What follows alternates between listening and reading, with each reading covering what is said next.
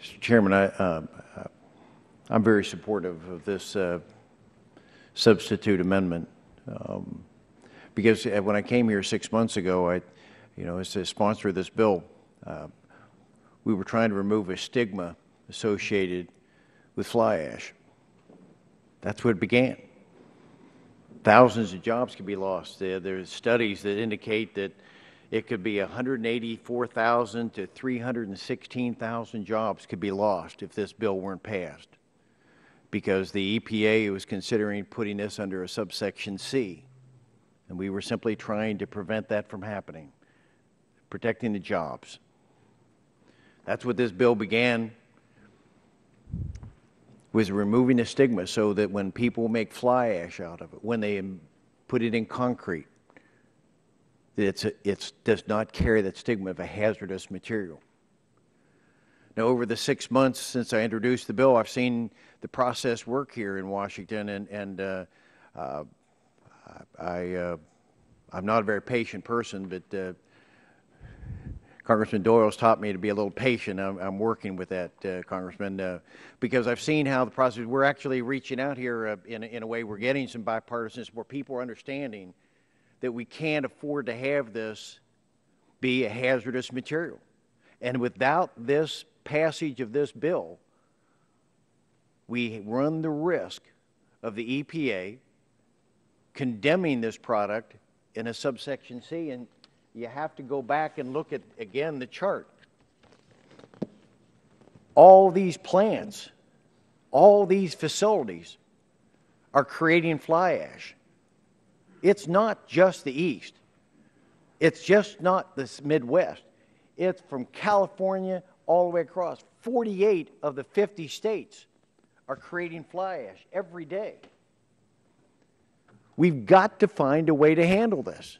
And the adoption of this amendment goes to the very heart of that.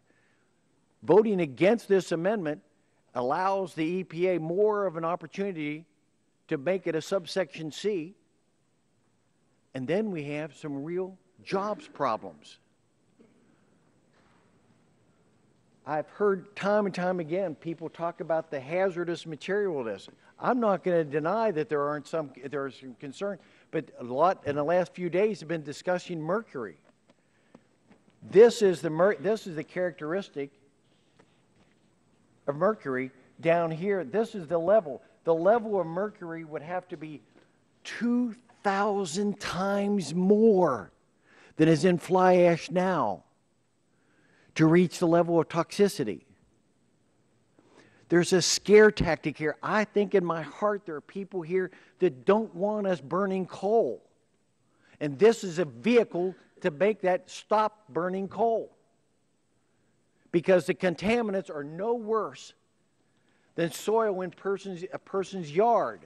This is another study that indicates the toxicity level of fly ash versus soil. The soil is in the dots. Fly ash is down below. In almost every case, it's less toxic than is in your soil.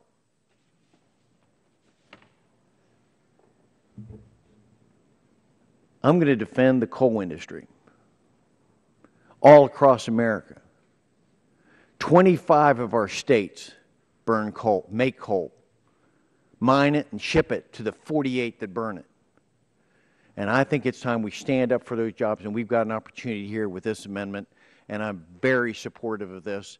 The bill's come a long way. It was a very simplistic approach initially, but it's matured now to something that's far more dynamic, far more possible of getting past the Senate and being signed by the President. And I applaud all the efforts. I applaud all the folks that have indicated from the other side that they would support that. Yes, it's not perfect, but we're worried about 300,000 jobs being lost if we don't do something. So a no vote here, to me, is embracing the loss of jobs. And when we have the situation we have in this country right now, we cannot afford that, nor can we afford any further attack on this war on coal. It's got to stop.